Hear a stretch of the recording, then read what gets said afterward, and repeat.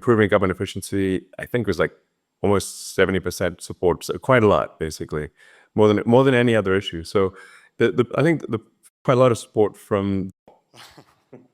tech support. You were probably the busiest man on earth prior to January 20th. I don't know what you call yourself now, but we really appreciate you taking the time for being with us. I don't know. So, yeah, White House tech support. So we're gonna maybe steer our conversation in three directions. The first is we're going to talk about DOGE, then we're going to move to AI, and then finally we're going to conclude with boring cities. Right. And I'd like to start off by maybe talking about how consequential you are for human history. I think no single person has had such an impact on space, on communication, on artificial intelligence, on transport, and the transition to green energy. And there was always a trend.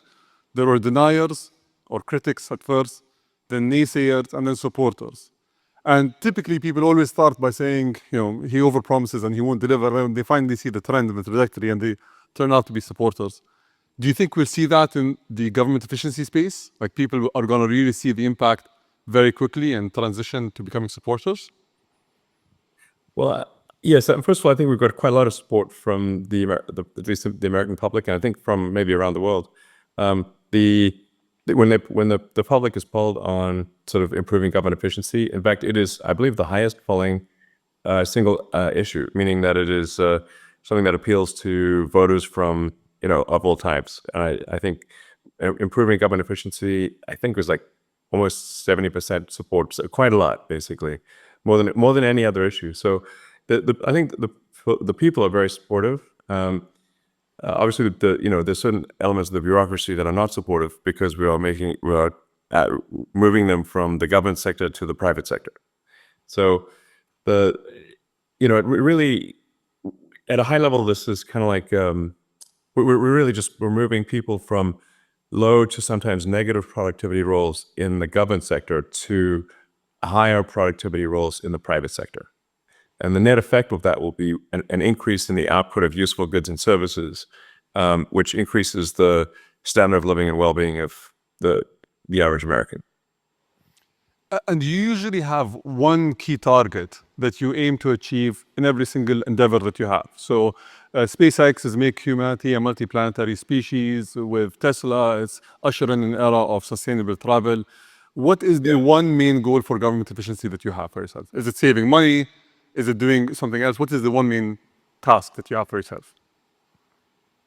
So there's, I guess there's a few ways to describe it, but the actions end up being the same, which is like reducing the size of government and making the government much more accountable to the people, I think is going to lead to a better outcome for the people. What I've said is that we really have here rule of the bureaucracy as opposed to rule of the people, democracy. So we want to restore rule of the people. And so what that means is reducing the size of the federal government, basically reducing regulation. There's a tremendous amount of over-regulation that's happened over time. And this is an inevitable consequence of a long period of prosperity, is that you're going to get more and more rules and regulations, more laws accumulate over time. And the normal forcing function for getting rid of rules and regulations is war. So it needs to be some kind of existential war where you have to do a reset in order to avoid being defeated in a war. This is literally that throughout history has been the main forcing function for clearing out an accumulation of laws and regulation. In the absence of that, every year you get more laws and regulations until eventually everything is illegal and nothing is permitted. And that's sort of the situation we have these days. So, the aspiration here is a reduction in regulation and reduction in government spending, such that the economy is able to grow faster. Maybe the economy can grow at 4 or 5% potentially, in terms of real useful goods and services output, and then government spending can be reduced by about 3 or 4% of the economy, about maybe $1 trillion or more. And the net effect of that would be no inflation from 2025 to 2026. So that would be quite remarkable. And also, if the U.S. government is buying less debt, which I think will be the case, if the deficit drops from 2 trillion to 1 trillion, then there'll be 1 trillion less debt that the government needs to buy, which will drop, of course, the interest rates to drop significantly. And that means people's mortgage payments, car payments, credit card payments, student loans, whatever debt they have, their debt payments will be less. So I think this is something that will benefit the average American. I think some of the things we're doing also will be hopefully helpful to other countries, because with the new administration, there's less interest in interfering with the affairs of other countries. I think a lot of there's the times the United States has been kind of pushy in international affairs, which may resonate with a number of members of the audience. And I think we should, in general, leave other countries to their own business. And basically, America should mind its own business, rather than push for regime change all over the place. So, yeah. But this is probably a good thing for other countries too. So instead of waiting for a war to happen, you went to war against the bureaucracy in the government. Yes, we're essentially just we're with the support and direction of President Trump. We are reducing the size of the bureaucracy, getting rid of excess regulatory regulations, and there's also so many agencies and regulatory authorities that they actually step on each other's feet. It's kind of like having a sports game where there are too many referees on the field, like more referees than players at times.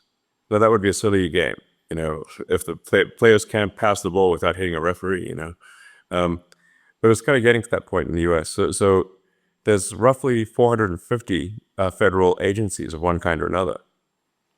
That's more agencies. That's almost an average of 2 agencies per year since the formation of the United States. So, I mean, how many agencies do you really need to run a country? I'm 99, not 450, that's for sure. So, and how do you guarantee that all the incredible achievements that you aim to have in terms of savings, in terms of impacting the lives of the American people, are not going to be reversed in 4 years? Typically, this cycle gets reversed every 4 years. Do you think it's going to be so impactful that it won't be reversed? Is there any ways that you can ensure that the progress is going to be continuous? well, I think we do need to delete entire agencies as opposed to leave part of them behind. Because if you leave part of them behind, it's easy. It's kind of like leaving a weed. If you don't remove the roots of the weed, then it's easy for the weed to grow back. But if you remove the roots of the weed, it doesn't stop weeds from ever growing back, but it makes it harder. So we have to really delete entire agencies, many of them. And that's not to say there won't be an increase over time of bureaucracy in some new administration, but it'll be from a much lower baseline. So it's a step in the right direction. I think the overarching goal here is to lay the foundation for prosperity that will last many decades, maybe centuries. And but will it be forever? Nothing's forever. But I think we can strengthen the foundations of the United States substantially. And what lessons can other governments learn from the U.S.? You say tech support on your shirt. Is that only technology, or is there other things? How do you approach efficiency? Well, a shocking percentage of the problem, or maybe not shocking for those who know it, but a big percentage of the problem is improving the technology that the government runs on. So the U.S. government runs on a collection of thousands of computers, many of them antiquated, running very old software, and the computers don't talk to each other. So that's why tech support is kind of a real thing. in order to make the government more efficient, you have to improve the technology. You may have read about the example I used recently with when President Trump was signing as one of the DOGE executive orders of the difficulty of U.S. government workers retiring. Like the maximum retirement rate is $10,000 a month, and the reason for that is because the retirement is entirely paperwork right now. It's manually calculated paperwork that's put in an envelope and then taken down a mine shaft and stored in a mine. And then one of the things that affects the rate at which federal workers can retire is the speed of the elevator in a mine in Pennsylvania, which is bizarre because it's not. It should be digital, So then when we said, well, why isn't it digital? They said, well, we have had a digitization program going since 2014. So that's been 11 years. So then we asked, well, so how much progress have you made? And they said, B. You mean you're giving yourself a grade of B? No, we're on the letter B.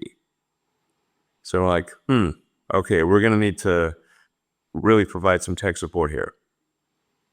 Like otherwise, literally, people can't even retire, like even if they want to. It's pretty bad. There's a lot of software systems that need to be updated and fixed. In some cases, deleted. A lot of things that should be automated. I mean, in terms of the number of, say, U.S. citizens that are operating the mine, it's about 1,000 people are working on this mine, where the papers are stored. But they should ideally be working on something else. They should be working on producing goods and services that are of much higher value to the public, So I mean, really, even if somebody just grew tomatoes in their garden and sold them at the farmer's market, that would be more useful than carrying manila envelopes down a mine shaft. Safe to say. So a lot of the stuff is like that.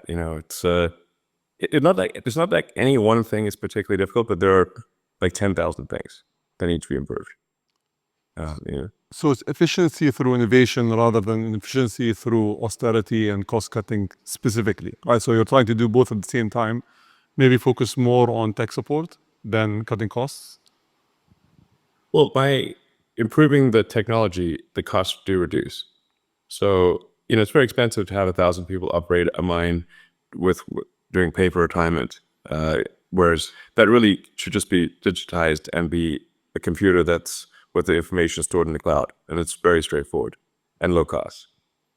So, automation, will help there a lot. And then, but like a lot of things just really shouldn't exist. They're kind of vestigial. A lot of attention has been on the sort of USAID, for example. When we looked at a lot of those programs, we're like, we should look, why does this actually exist? Is there really a need for it? There's like National Endowment for Democracy, but I'm like, okay, well, how much democracy have they achieved lately? I don't know, not much. So, the picture they have on their website is a picture of Reagan and Gorbachev. That's been a while. That was like the 80s.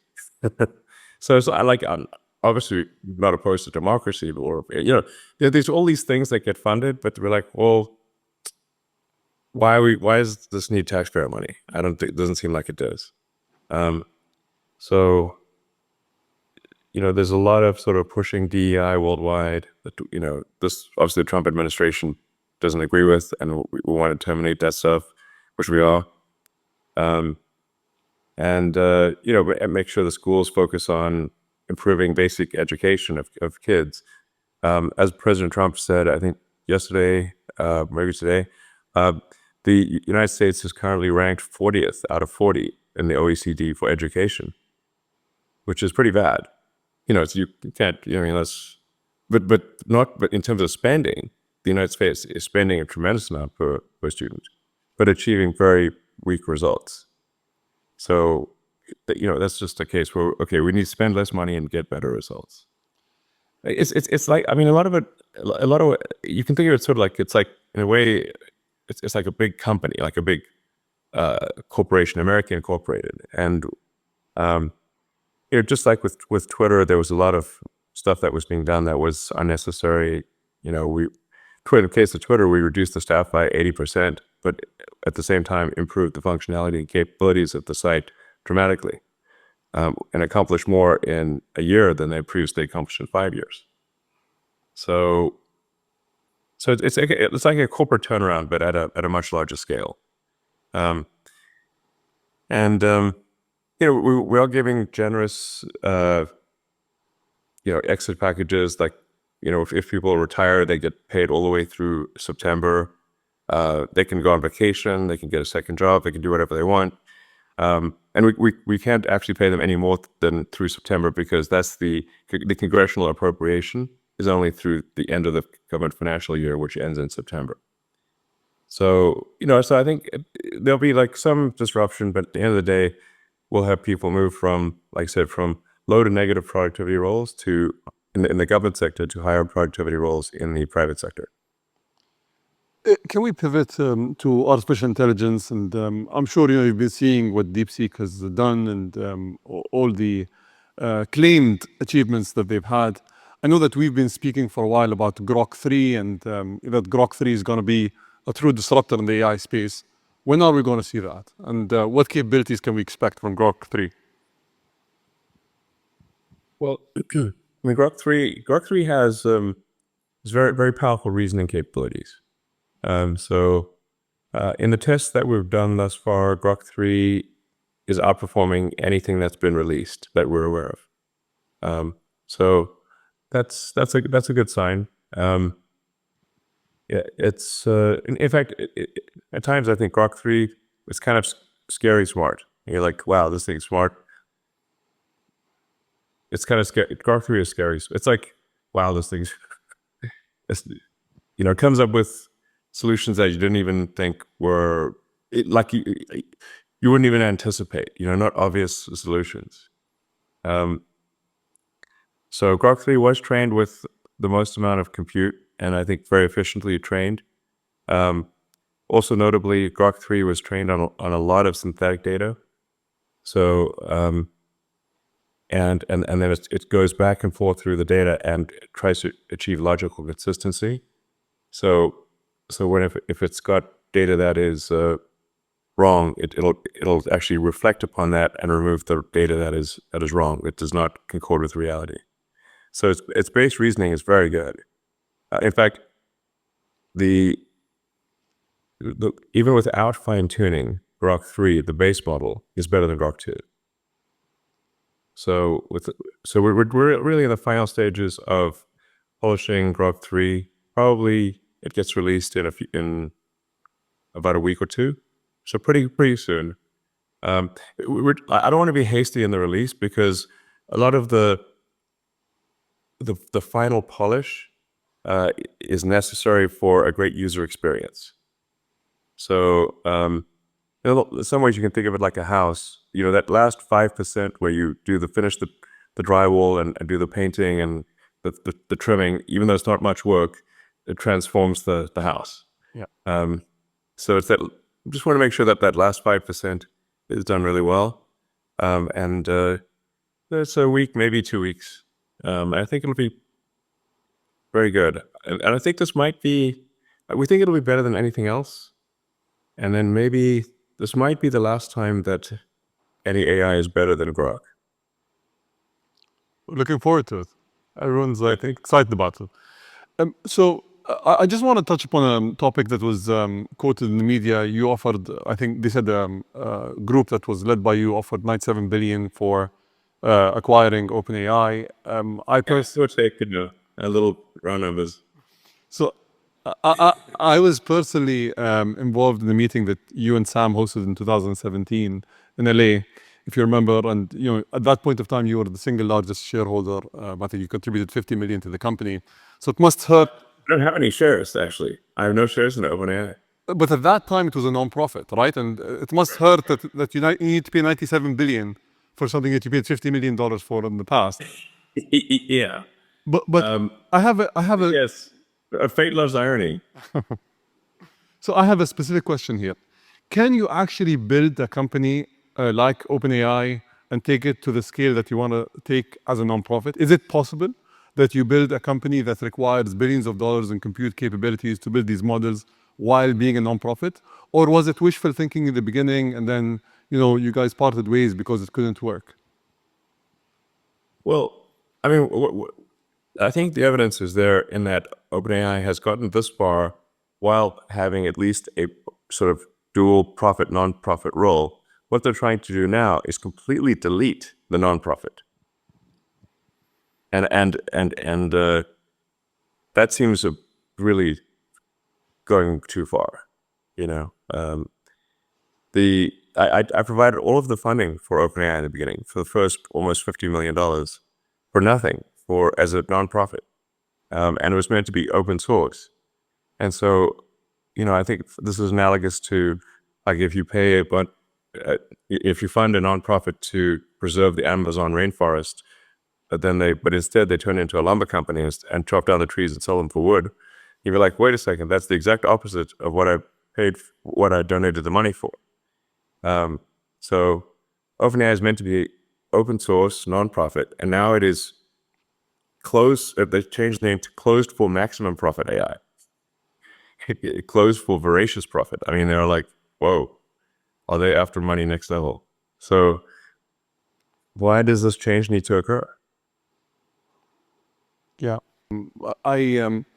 You said that in 2 weeks is going to be the most powerful model yet.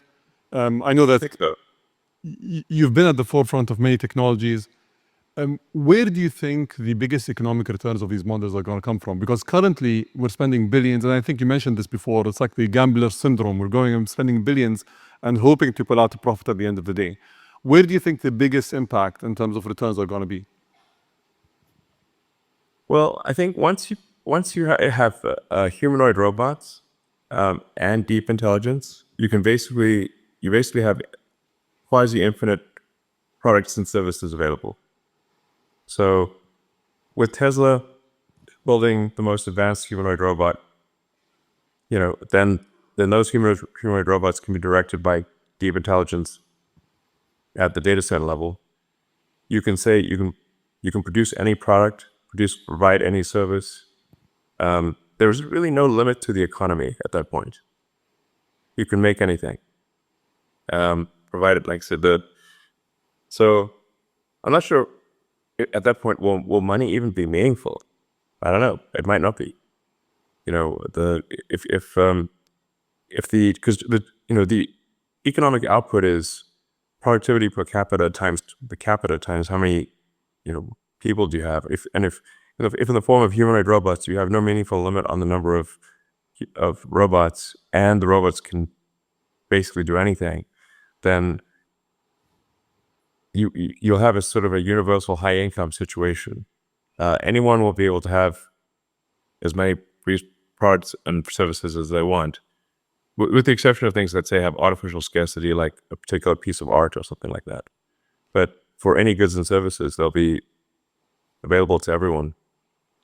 So you've been... It's going to be a very different world, In fact, I recommend that people read maybe the Ian Banks, the culture books, for a frame of reference. Because money is really like a database or an information system for resource allocation. But if you don't have a scarcity of resources, it's not clear what purpose money has. Have you watched the movie Idiocracy?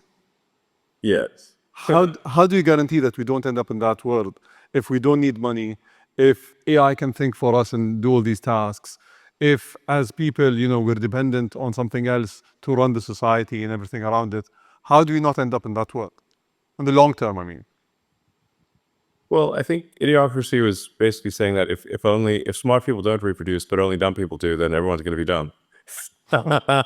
I mean, that's basically what it was saying. That's the opening sequence of Idiocracy. The first 10 minutes are amazing.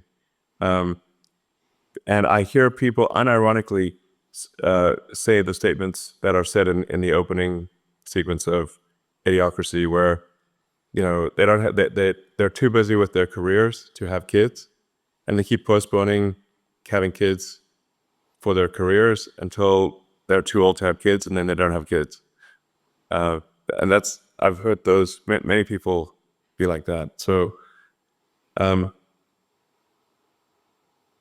yeah, I mean, I don't know. I think we might be headed to a bimodal human intelligence distribution, where there's a small number of, it's kind of maybe like more like Brave New World, Aldous Huxley, where you've got sort of a small group of very smart humans, but then maybe the average intelligence drifts lower over time, potentially.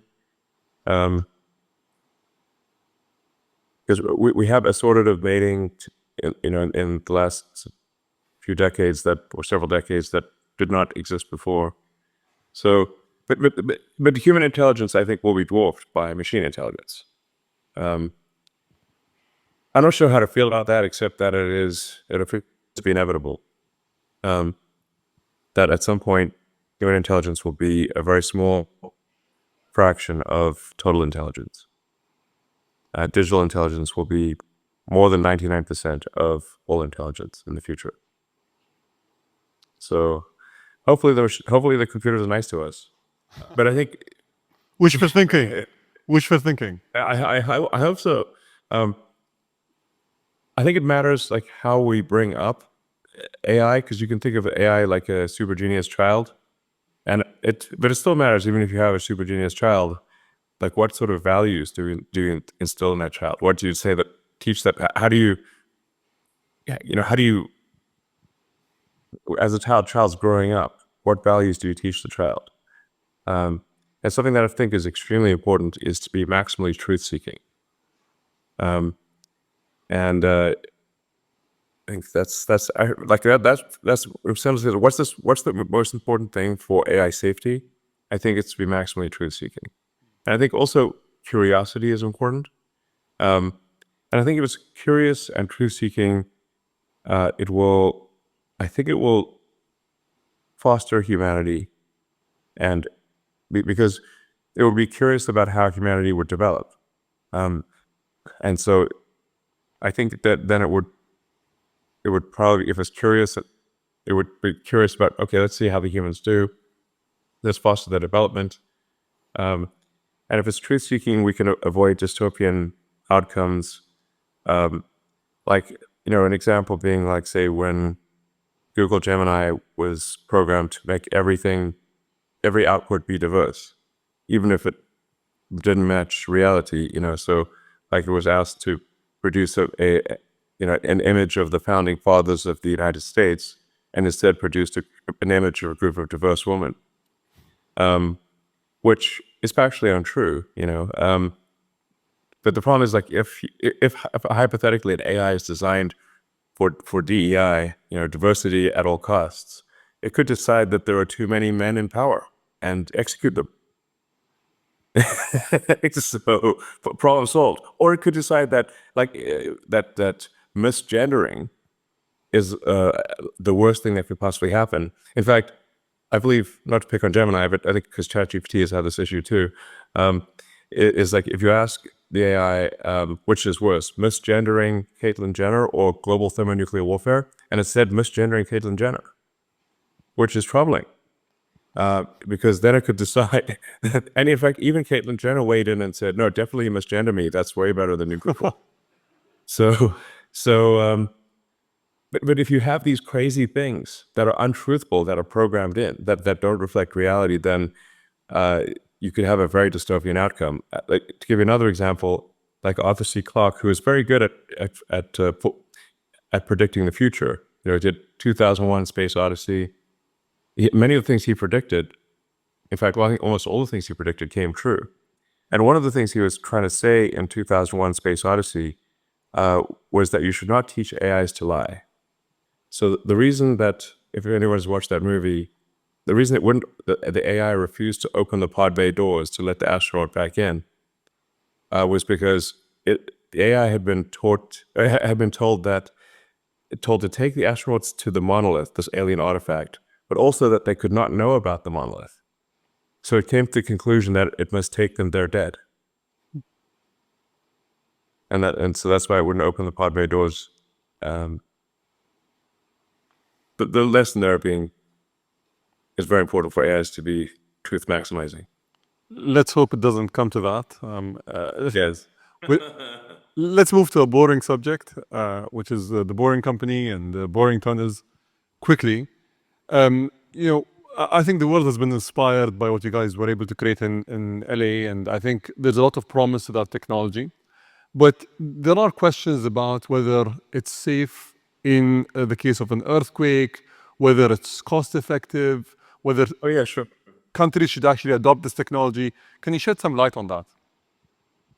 Yeah, well, first of all, I'd recommend going to the Boring Company website because many of these questions are actually answered there. One of the safest places you can be in an earthquake is an underground tunnel, because the earthquakes are largely a surface. Apart from where they shear, they're mostly a surface phenomenon. So they're like the waves on the surface. So like being in a tunnel is like being in a submarine. Even if there's a storm above you, the waters are calm as a submarine. And in fact, when there have been massive earthquakes, like there was a few decades ago, a massive earthquake in Mexico City, the safest place to go was the subway. And of course, if there is global thermonuclear warfare, I think you really want some tunnels. Underground's a good place to be, if in a worst case scenario for global thermonuclear warfare. So, on a more sort of everyday note, what's really useful about the tunnels is alleviating traffic in congested areas.